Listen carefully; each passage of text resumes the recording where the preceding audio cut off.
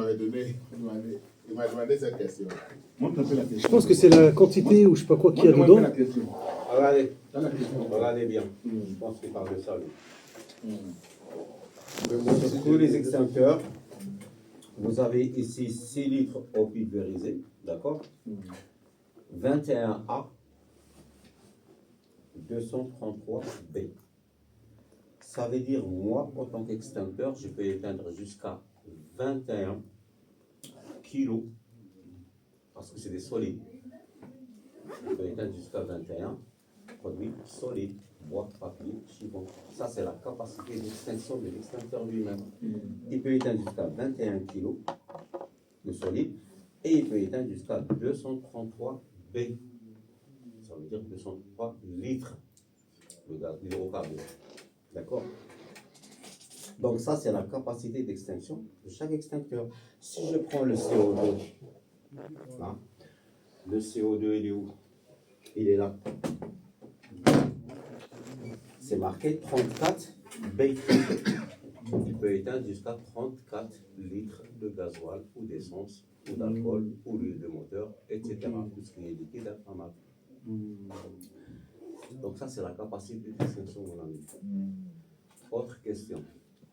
Lui dit, il a vu, c'est marqué 55A. Ça veut dire que l'extincteur, ça peut éteindre jusqu'à 55 kilos. Voilà, c'est le combustible. A, c'est des solides. Des solides. Donc, on exprime ça en kilos. B, c'est des liquides. A, c'est comme arbre, tout ce qui provient de l'arbre. Bois, papier, chiffon, etc. B, c'est comme bidon d'essence.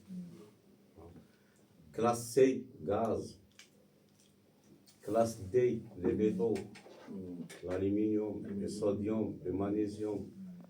Classe F, tout ce qui est auxiliaire de cuisson, bien l'huile de friteuse. Donc les classes de feu, c'est du par cœur. Un feu de classe A, c'est des solides. Un feu de classe B, c'est des liquides et des solides liquéfiables. Un feu de classe C, gaz. Un feu de classe D, tout ce qui est métaux. Et un feu de classe F, auxiliaire de cuisson. C'est en fonction des classes de feu que vous allez utiliser les extincteurs appropriés par rapport au risque qu'il a en face. Je ne vais pas prendre un extincteur où il me dit je peux éteindre 34 litres pour rentrer éteindre un feu dans le local archive. Ça ne se fait pas.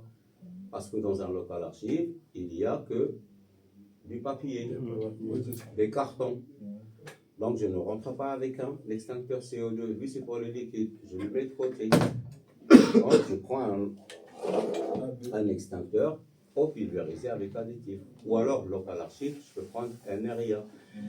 De préférence, si vous avez un RIA juste à côté, vous avez des cartons qui brûlent, ah ben vous prenez un RIA au lieu de percuter un extincteur qui doit coûter à l'entreprise 75 € ou 90 €. Parce qu'un extincteur, quand vous le percutez, il n'est plus utilisable après. Parce que vous allez vous en servir. Donc, autant prendre un robinet d'incendie, ce qu'on appelle le RIA.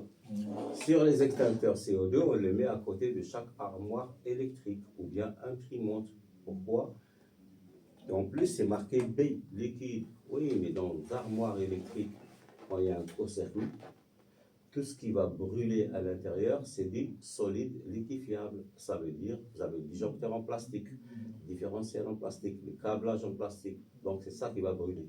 Donc, puisque le B, c'est des liquides et solides liquéfiables, on mettra un extincteur CO2. Il faut savoir, pour un feu d'origine électrique dans une armoire électrique, la première action à faire, c'est de couper le courant.